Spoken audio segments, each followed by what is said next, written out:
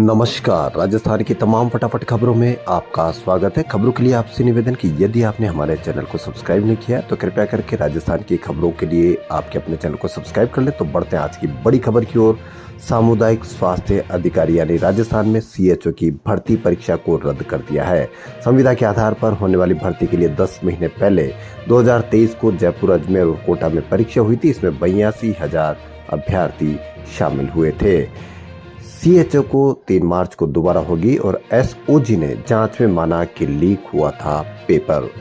राजस्थान के 16 से ज्यादा इलाके में आज घना कोहरा छाया रहा। कोहरे के कारण इन एरिया में विजिबिलिटी 50 मीटर से भी कम दर्ज हुई। वहीं जयपुर में सीजन का सबसे कम तापमान दर्ज हुआ। हिल स्टेशन माउंट आबू में आज न्यूनतम तापमान 1.5 डिग्री सेल्सियस दर्ज हुआ। वहीं जोधपुर में 13 डिग्री और राजस्थान के 6 जिलों में कल से बारिश होने की संभावना है। जयपुर पुलिस की नाकाबंदी में लगे बैरिकेड में एक ओवर स्पीड कार जा घुसी। टक्कर इतनी तेज थी कि बैरिकेड को 50 फीट तक कार अपने साथ घसीटते हुए ले गई। टायर ब्लास्ट होने के साथ ही कार के एयरबैग खुल गए। एक्सीडेंट में नाकाबंदी में तैनात पुलिसकर्मियों की जान बाल बाल बच गई। गांधीनगर थाने में ट्रैफिक पुलिस की ओर से रिपोर्ट दर्ज करवाई गई है। यह वाकया रात का है। जयपुर में राजस्थानी सिनेमा से जुड़ी कई हस्तियां एक मंच पर एक साथ खड़ी नजर आई। मौका था N K Mittal and L S films की ओर से आयोजित पहला राजस्थान सिनेमा महोत्सव का। राजस्थानी सिनेमा को बढ़ावा देने के लिए शहर के खासाखूंटी स्थित होटल माया इंटरनेशनल में राजस्थान सिनेमा महोत्सव का रंगारंग भव्य उद्घाटन हुआ। मुख्यमंत्री भजनलाल शर्मा के एसएमएस हॉस्पिटल में किए गए औचक निरीक्षण में दिखी खामियों के बाद मेडिकल हेल्थ डिपार्टमेंट ने प्रदेश के सभी जिलों के हॉस्पिटल में औचक निरीक्षण करवाया। इस निरीक्षण के दौरान सीएमएचओ और दूसरे अधिकारियों को 443 नर्सिंग और पैरामेडिकल स्टाफ अनुपस्थित मिला। इन सभी को कारण बताओ नोटिस जारी करते जवाब मांगा है। इन नर्सिंग और पैरामेडिकल स्टाफ के अलावा इन हॉस्पिटल में 221 डॉक्टर भी अनुपस्थित मिले।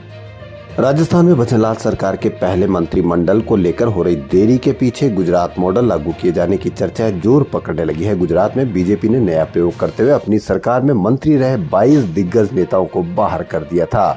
अगर बीजेपी यहां पर गुजरात मॉडल को अपनाती है तो कई पूर्व मंत्रियों को नए मंत्रिमंडल से छुट्टी मिल सकती है। राजस्थान में सबसे बड़ी खबर। राजस्थान में कैबिनेट विस्तार पर जारी सस्पेंस अब समाप्त होने वाला है। राजस्थान में कल यानी कि 30 दिसंबर को कैबिनेट विस्तार की तैयारी है। राजभवन में मंत्रियों के शपथ ग्रहण की तैयारियां शुरू कर दी गई है। कैबिनेट विस्तार से पूर्व मुख्यमंत्री भजनलाल शर्मा तीसरी बार दिल्ली के लिए रवाना हो गए। राजस्थान सीएम भजनलाल शर्मा आज 4:30 बजे विशेष विमान से दिल्ली के लिए रवाना हुए, जहां वो पार्टी हाईकमान के साथ मंत्रिमंडल गठन पर चर्चा करेंगे। शनिवार को यानी कल 3:30 बजे मंत्रिमंडल की शपथ ग्रहण समारोह हो सकता है।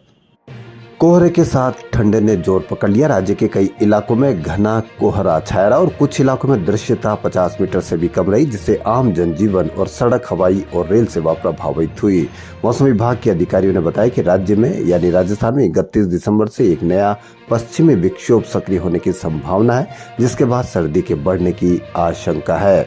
राजस्थान की राजधानी जयपुर में इस मौसम का अब तक का सबसे कम न्यूनतम तापमान 8.4 डिग्री सेल्सियस दर्ज किया गया। केंद्रीय गृह मंत्रालय भारत सरकार की ओर से राजस्थान के 392 पुलिस कर्मचारियों को अति उत्कृष्ट सेवा पदक और उत्कृष्ट सेवा पदक के लिए चयन किया गया है। वहीं डूंगरपुर जिले के साइबर थाने के हेड कांस्टेबल नवीन चंद्र को भी उत्कृष्ट सेवा पदक से सम्मानित किया जाएगा। साइबर ठग के साथ ही कई गिरोहों को पकड़ने पर उन्हें इस सम्मान से नवाजा जाएगा। अयोध्या में अगले महीने 22 जनवरी को राम मंदिर की प्राण प्रतिष्ठा कार्यक्रम का आयोजन किया जा रहा है, जिसकी तैयारियां पुरजोर तरीके से चल रही है। इसी बीच सियासत भी जारी है।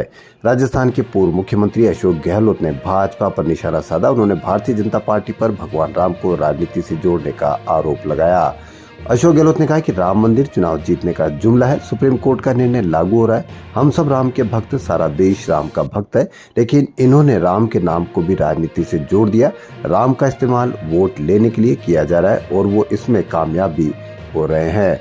गहलोत ने आगे कहा कि हजारों करोड़ों रुपए लगाकर मार्केटिंग की जा रही है। भगवान राम इन्हें कभी माफ नहीं करेंगे। नागपुर में कांग्रेस के 138 साल पूरे होने पर तैयार है हम कार्यक्रम में शामिल होने नागपुर गए गहलोत ने कहा कि हमारी नीतियां और सिद्धांत काफी पुराने हैं और हम इन्हें आगे बढ़ाने के लिए प्रयास करते रहेंगे। उप मुख्यमंत्री दिया कुमारी आज करणपुर विधानसभा चुनाव के चलते पदमपुर और गजसिंहपुरा के दौरे पर रही। दिया कुमारी ने पदमपुर में एक रोड शो को संबोधित किया, वहीं गजसिंहपुरा में एक सभा को संबोधित किया। इस दौरान उन्होंने पूर्व की कांग्रेस सरकार पर जमकर निशाना साधा। इस दौरान उन्होंने भाजपा प्रत्याशी सुरेंद्र पाल सिंह को विजयी बनाने की अपील की। चूरू के पिछले दिनों हुई एक के बाद एक कई चोरियां पुलिस के लिए मुसीबत बन चुकी हैं। इन चोरियों को खुलासा नहीं कर पाने के चलते लगातार क्षेत्र के लोगों में आक्रोश बढ़ रहा है। वहीं पुलिस के इकबाल पर भी सवालिया निशान खड़े हो रहे। क्षेत्र में हो रही चोरियों को रोकने के लिए पुलिस के तमाम दावे हवाई साबित हो रहे हैं। राजस्थान के भरतपुर जिले में राष्ट्रीय ध्वज तिरंगे का सामुदायिक शौचालय के वॉश बेसिन में रखकर अपमान करने का मामला सामने आया। किसी ने इसका वीडियो बनाकर सोशल मीडिया पर वायरल कर दिया, जिसके बाद सामुदायिक शौचालय के कर्मचारियों ने तिरंगे को वॉश बेसिन से उठाकर झाड़ियों में फेंक दिया। पूरा मामला सामने आने के बाद भी प्रशासन मूक दर्शक बना हुआ है। अब देखना यह है कि कितना इस वॉश बेसिन और शौचालय के कर्मचारियों पर एक्शन होता है।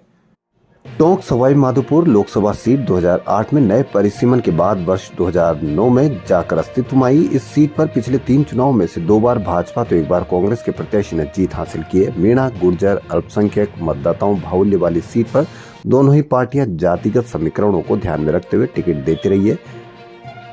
2024 के लोकसभा चुनाव में एक बार फिर से लगभग 22 लाख मतदाताओं वाली सीट पर बीजेपी और कांग्रेस गुर्जर और मीणा जाति के प्रत्याशियों पर दांव खेलते नजर आए तो कोई अतिशयोक्ति नहीं होगी। राजस्थान के बूंदी जिले की छोटी काशी भी कहा जाता है। ये नाम इसलिए रखा गया क्योंकि यहाँ पग पग पर मंदिर मस्जिद है, जिनका इतिहास बहुत प्राचीन है। हम आपको आज ऐसे ही एक ऐतिहासिक मंदिर से रूबरू करवाते हैं, दर्शन करवाते हैं, जो ऐतिहासिक नहीं बल्कि राजस्थान का इकलौता मंदिर है। हम केशव राय भगवान की, जो बूंदी शहर से केशव राय पाटन क्षेत्र से 45 किलोमीटर दूर चंबल नदी के तट पर बना हुआ है। मान्यता के अनुसार चंबल नदी भगवान केशव राय के चरणों को छूने के बाद यू टर्न कर लेती है और इस जगह से नदी का नाम चारण्यमती नदी हो जाता है। इसका निर्माण 1641 में बूंदी के राव राजा छत्रसाल ने करवाया था। मंदिर में राव राजा रघुवीर सिंह 1959 में लगवाए गए शिलालेख के अनुसार मंदिर में 2 प्रतिमाएं स्थापित है। जी हाँ, ऐसी नदी जो चंबल नदी जो चरण छूकर यू टर्न करती है, एक बहुत प्राचीन नदी का आपको आज महत्व बताया गया। राजस्थान की खबरों फिलहाल इतना ही। यदि आपको हमारा चैनल पसंद आए तो लाइक, सब्सक्राइब और शेयर अवश्य करें। धन्यवाद।